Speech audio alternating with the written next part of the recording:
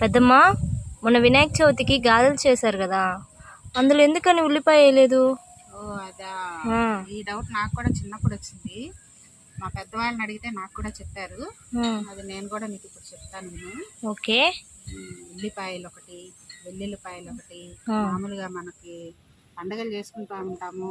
కొన్ని కార్తీక మాసం అని చెప్పి, శ్రావణ మాసం అని, మాఘ మాసం అని, ఈ 3 నెలల్లో కూడా ఇంకా కొంతమంది కొన్ని పండగ రోజుల్లో కూడా ఉల్లిపాయ వెల్లుల్లిపాయ వాటర్ అనమాట. ఉల్లిపాయ వెల్లుల్లిపాయ వేసింది దేవతలకి నైవేద్యం పెట్టడం ఉంది. అదేంటంటే అమృతం కోసం దేవతలు రాక్షసులు సముద్రాన్ని చూసినప్పుడు అమృతం వస్తుంది కదా, అప్పుడు అమృతం పంచుకునేటప్పుడు దేవతలకి రాక్షసులకి మధ్య గొడవ అవుతుంది. ఆ గొడవ తీర్చడానికి విష్ణుమూర్తి మోహిని అవతారంలో వస్తారు. మోహిని అవతారంలో వచ్చినప్పుడు దేవతలు రాక్షసులు ఇద్దరు కూడా మోహినినే అమృతం పంచమని చెప్తారు. అప్పుడు మోహిని రూపంలో వచ్చింది ఎవరు? విష్ణు కదా. అందుకని ఆయన ముందు దేవతలకే అమృతం పంచుతూ వస్తాడనమాట. అంటే దేవతలను ఒకవైపు, రాక్షసులను ఒకవైపు కూర్చోబెడతారు. దేవతలకు పంచుతూ ఉన్నప్పుడు రాహు కేతు అనే రాక్షసులు ఇక్కడ ఏదో మోసం జరుగుతుంది అనుకొని వాళ్ళు దేవతలలాగా వేషం మార్చుకొని వెళ్ళి దేవతల వరసలో కూర్చుంటారు. కూర్చున్నప్పుడు విష్ణుమూర్తి చూస్తాడు. కానీ వరసలో కూర్చున్నాడు కాబట్టి వాళ్ళకి అమృతం పోస్తాడనమాట.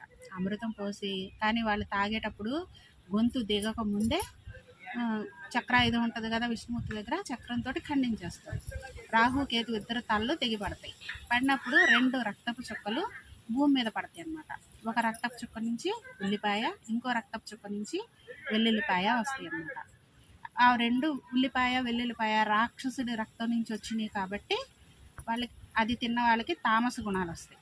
అలాగే అమృతం తాగడం వల్ల అమృతం కూడా కలిసింది కాబట్టి ఉల్లిపాయ వెల్లుల్లిపాయ తింటే ఆరోగ్యానికి ఎంతో మంచిది అని కూడా చెప్తారు కదా. ఉల్లి చేసే మేలు తల్లి కూడా చేయదు అని చెప్తారు. అలాగే వెల్లుల్లిపాయలో కూడా చాలా ఔషధ గుణాలు ఉన్నాయి అని చెప్తారు. కాబట్టి అది ఏంటి అంటే ఉల్లిపాయ వెల్లుల్లిపాయ తామస గుణాన్ని పెంచుతుంది. కాబట్టి ధ్యానం చేసేవాళ్ళు, యోగం చేసేవాళ్ళు, కొంతమంది మంత్రం తీసుకున్న వాళ్ళు, కొన్ని సంస్థల వాళ్ళు ఈ ఉల్లి వెల్లుని తినరన్నమాట. రాక్షసుల రక్తం కాబట్టి దేవీ దేవతలకి దేవుళ్ళకి ఎవరికి నైవేద్యంగా పెట్టరు. ఓకే ఓకే, అదని మాట అయితే. సరే అయితే ఈరోజు నేను ఒక మంచి విషయం నేర్చుకున్నాను. థ్యాంక్ యూ పెద్దమ్మ. ఓకే, ఇలా మంచి మంచి విషయాలు అడుగుతూ ఉంటే నేను చెప్తూ ఉంటాను అన్నమాట. ఓకే. ఈ వీడియో మీకు నచ్చినట్టయితే లైక్ చేయండి, షేర్ చేయండి, సబ్స్క్రైబ్ చేయండి.